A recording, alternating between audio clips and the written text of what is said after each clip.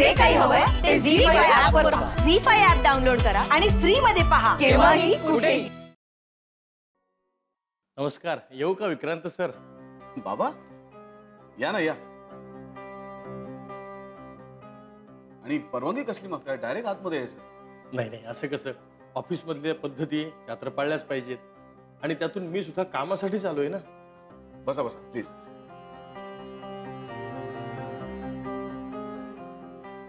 काय घेणार सांगा मला. नाही खरंच काहीच नको, फक्त तुमचा थोडासा वेळ हवाय बस. बोला. विक्रांत सर, तुम्हाला तर माहितीच आहे, तुम्हाला आठवत असेल तुम्ही आणि ईशानं आमच्या दुकानाची राजनंदिनी साडीची डीलरशिप काढून घेतली. त्यामुळे आमच्या दुकानात राजनंदिनी साड्यांचा माल येणं बंदच झालंय. हो, आमच्या कंपनीच्या नियमाप्रमाणे कंपनीत काम करणाऱ्या व्यक्तीच्या नातेवाईकाबरोबर आम्ही बिझनेस नाही करू शकत. बरोबर आहे, अगदी बरोबर आहे आणि पटण्यासारखं सुद्धा आहे. पण झालंय काय, त्यामुळं आमच्या मालकांचा फार तोटा होतोय. आमच्या दुकानाकडे गिराईक फिरकतच नाही. हो, मग कंपनीचा नियम बदलू का मी? नाही नाही, नियम बदलण्याची गरज नाही. म्हणजे मी त्यासाठी आलोच नाही. नाही, पण मग दुसरं सोल्युशन काय बाबा? म्हणजे माझ्या कंपनीचा नियम बदलणं माझ्या हातात आहे, ते मी अगदीच करू शकतो.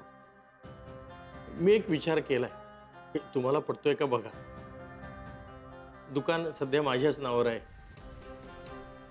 आणि झाले काय, मी माझ्या मालकांकडनं कर्ज घेतलंय आणि ते कर्ज फिटेपर्यंत हे दुकान मालकांच्याच ताब्यात राहणार आहे. समजा मी माझा मालकी हक्क सोडला आणि हे दुकान मालकांच्या नावावर केलं तर आम्ही तुमच्या नियमांच्या आड येणार नाहीत, नाही का? बाबा, तुम्ही दुकान मालकाच्या नावावर करणार? काय हरकत आहे, त्यामुळे सगळ्यांचंच भलं होईल. आणि तसंही मला दुकानाचा मालक होण्याचा सोस नाहीच आहे. माझ्या नोकरीमध्ये मी खुश आहे. मग निदान आमचे मालक, आमच्या दुकानातला गण्या, बाकीचे नोकर यांच्या पोटावर तरी पाय यायला नको. पण तुम्ही घरी बोललायत का? म्हणजे आईशी, ईशाशी?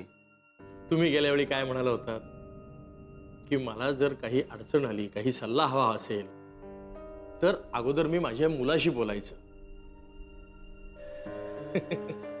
म्हणून मी अगोदर तुमच्याशी बोललो आणि एकदा तुम्हाला मान्य झालं ना की मग पुष्पा आणि ईशा दोघींनाही मान्य होईल असते. बाबा, खरं म्हणजे तुमच्या नावावर असलेलं दुकान तुम्ही कोणाला विकावं या मताचं मी अजिबात नाही. पण आता प्राप्त परिस्थितीत तुम्ही जो काही निर्णय घेताय तो अतिशय योग्य आहे आणि तुमच्या भावनेचा मी आदर करतो. आणि पुढे जे काही होईल ते बघून घेता येईल ना. तुम्ही त्याची अजिबात चिंता करू नका. चला, म्हणजे आता आमच्या मालकांना राजनंदिनी साड्यांची डीलरशिप परत मिळेल, हे चांगलं होईल. द्या मग आता पेढे. त्यासाठी चालत होत ना? नाही नाही, हे पेढे जे आहेत हे ईशाला चांगले मार्क मिळाले त्याचे. हो हो हो हो, झेंड्याने माझ्या कानावर घातलं होतं. अभिनंदन तुमचं. हो, तुमचंही. नाही, मला पेढा नको. हा, शुगर आहे ना बाबा. पण तुम्ही घ्या.